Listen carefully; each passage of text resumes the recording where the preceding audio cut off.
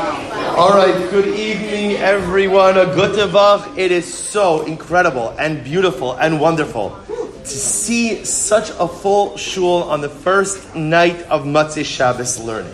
I went ahead and I announced in shul this morning, for those of you maybe weren't here, you might notice something different about this year. We always, or I should say, we never start Motzai Shabbos learning until after we switch the clocks. So in past years, the first night of Motzai Shabbos learning would have been next week. But there was so much excitement and so many children, a lot of children, who literally were begging, please, can we start Motzai Shabbos learning just 1 week earlier?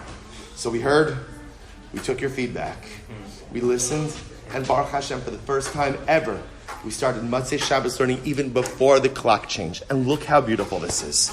A full shul on our first week, Baruch Hashem. So beautiful. So first of all, a round of applause for all of the beautiful children who are, Baruch Hashem,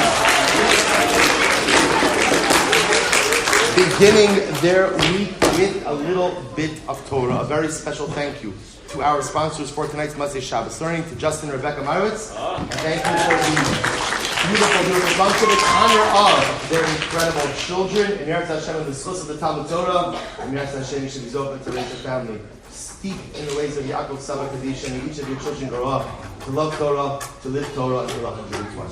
Amen. So as is our custom before, in Yeretz Hashem, the raffle. First of all, I also want to recognize that we have a number of new things happening this year.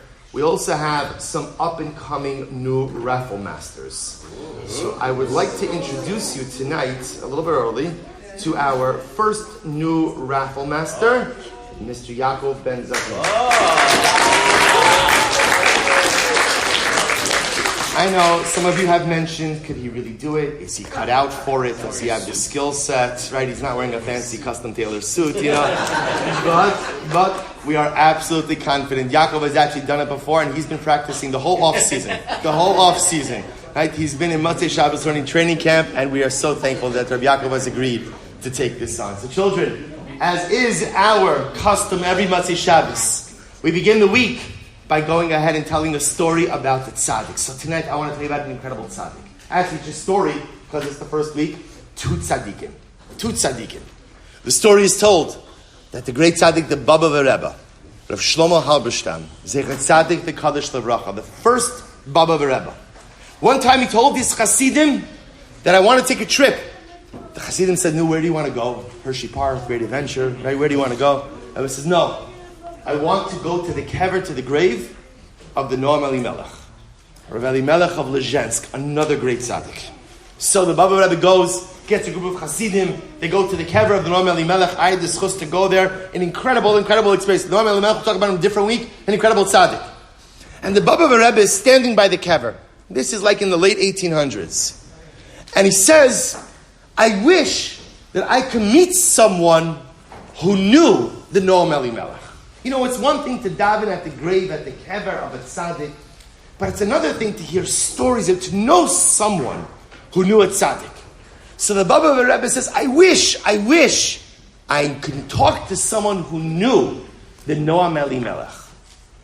So the word gets out, and so they begin to hear that there's one very elderly woman left in the town of Lezhensk who knew the Noam Elimelech.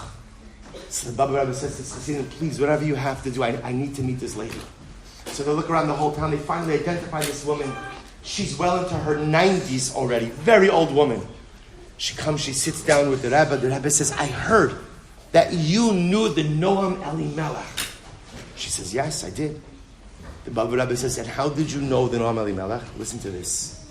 She said, I was a young girl. I was orphaned. I had no parents. And the Noam Elimelech, his Rebbetzin, his wife, hired me to work in the kitchen. This way, again, I had work, I earned a little bit of money, I had a place to live, a place to be. They took me in as part of the family. And the Baba Rebbe says, no, tell me, what's your greatest memory of the Noam Elimelech? And listen to what this elderly woman she has said. She said, we were a bunch of young girls, young boys working in the house. And every Erev Shabbos, as we were preparing the Seudah, as we were preparing the meal, the Noam Elimelech came to the entranceway of the kitchen. And he came to wish us all a good Shabbos, which is beautiful. But then he did something amazing. The Rebbe said, I want to ask forgiveness. Because maybe over the course of the week, I said something that I shouldn't have said. I did something I shouldn't have done. Or maybe when you were helping with things in the house, I didn't say thank you. So before we go into Shabbos Kodesh, the Noam Elimelech would go over to each and every one of these young women in the kitchen and would ask them for forgiveness if he had done anything to offend them over the course of the week. And then this elderly woman said the Rebbe did something amazing. He gathered his children.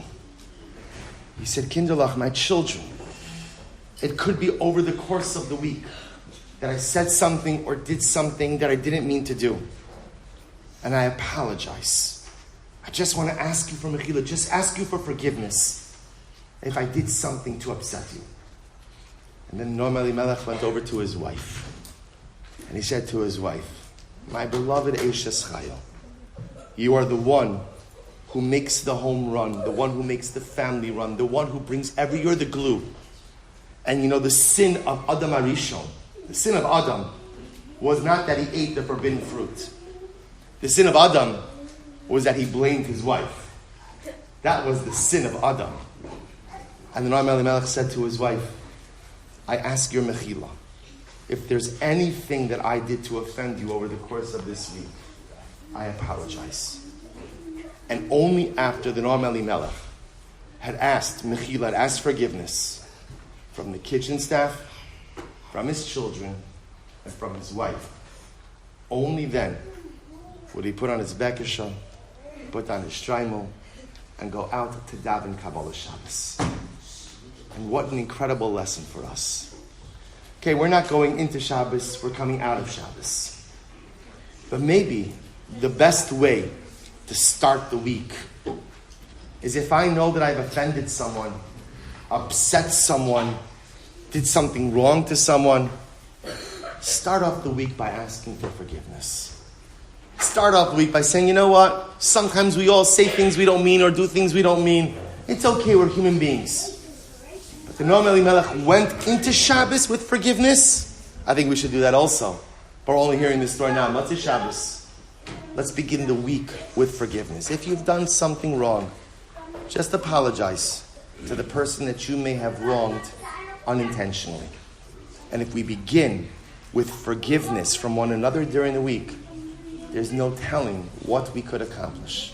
Because the Noam Elimelech understood that it's only once you get the forgiveness of other people that you could really have a relationship with Hashem. May each of us ask forgiveness in the event that we wronged or hurt someone, and in the schus of that forgiveness, may it be a beautiful week of connection with Hashem, a good tavach, and wishing everyone an incredible week ahead. And now it is before the raffle, I'm happy to announce that our pizza shipment has arrived. Right? Please help yourself to pizza, and Emirat Hashem will begin the raffle in just a few moments. Beautiful. By the way, I love how he made